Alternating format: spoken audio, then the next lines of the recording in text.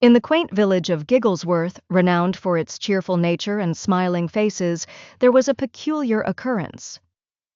One day, much to the surprise and worry of its inhabitants, young Benny, the boy with a smile as bright as the sun, suddenly stopped smiling.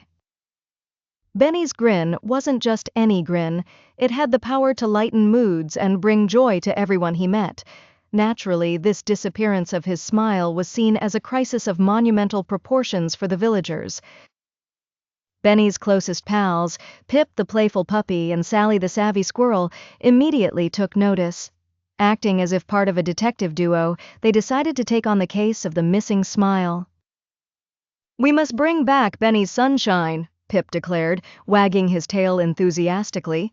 Sally, whose bushy tail always perked up when she was thinking hard, nodded in agreement. "Let's start by investigating Benny's favorite places," she suggested. They began their detective journey at Benny's go-to spot, the pumpkin patch. Amongst the lively orange pumpkins and vibrant green vines, they searched high and low, peering into each large pumpkin with hopes of finding a clue. Instead of clues, what they found was Mrs. Hickory, the kind-hearted crow perched on a pumpkin stem. She cocked her head curiously and cawed, "What brings you chirpy youngsters here? Everything all right?" Pip and Sally shared the mystery of Benny's missing smile, and Mrs. Hickory flapped her wings thoughtfully. "You might want to speak with Gordon, the giggling goat," she advised.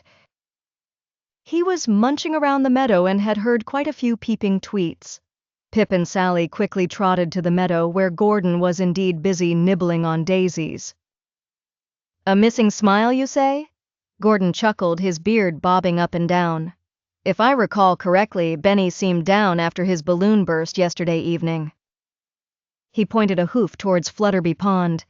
"Maybe check there for any broken balloons or clues?" Off they went to Flutterby Pond.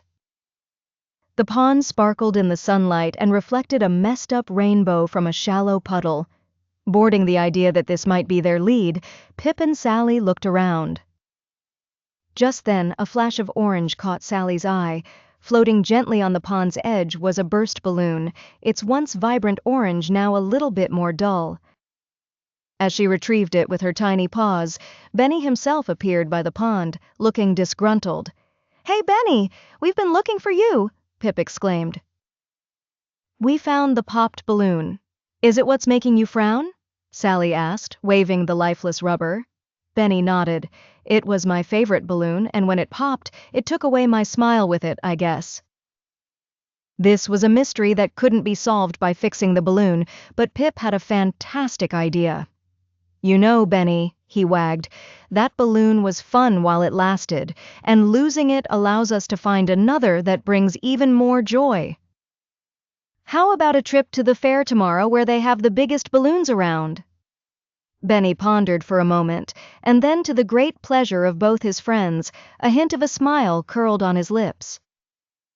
"I think that might do the trick," he said, hope lighting up his eyes. The following day, as promised, Pip, Sally, and Benny went to the village fair. It was there, among the floating colors and cheerful laughter, that Benny's smile emerged in all its glory. As he held on to a new, enormous red balloon, it was clear that Benny's smile was not tied to just the balloons.